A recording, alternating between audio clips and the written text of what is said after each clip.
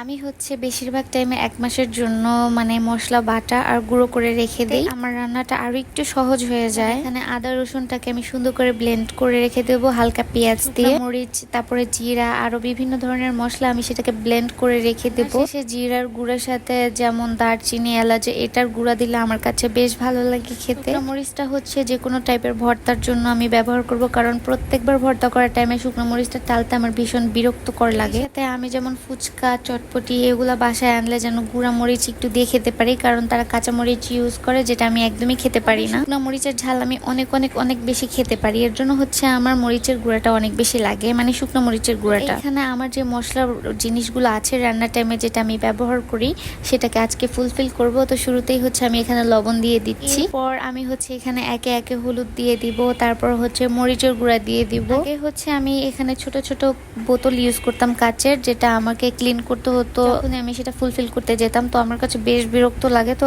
একটার মধ্যে যেহেতু 4-5 ধরনের একটা আছে, সেক্ষেত্রে আমার একটু কষ্ট কম হয়, তার জন্য হচ্ছে আমি এই বড় মশলার বলটা ইউজ করি। আমার সেই সিক্রেট একটা ভাজা মশলার গুঁড়া, মানে এটা রান্নার পর দিলে ট্রাস্ট মি রান্নাটা অনেক বেশি মজার হয়। বেশ ঝাল, বিকজ এর মধ্যেও আমি শুকনা মরিচ গুঁড়া দিয়ে দিয়েছি। আমার বাসায় প্রত্যেকটা খাবারে অনেক বেশি ঝাল আইটেম হয়, আর আমি অনেক ঝাল খেতে পছন্দ করি। বেশি ঝাল খাওয়া যেহেতু স্বাস্থ্যের পক্ষে একদমই ভালো না, তাই আমি মোটামুটি চেষ্টা করি বাসার সবার জন্য একটু কম ঝাল দেওয়ার। যেহেতু বাবু আছে তাই আমি নিজেও একটু কম ঝাল খাওয়ার ট্রাই করি। কিন্তু বাবুকে মাশাআল্লাহ একদমই বলতে ভুলে যাবে না, আর আমার ভিডিও ভালো লেগে থাকলে অবশ্যই আমাকে ফলো করবেন।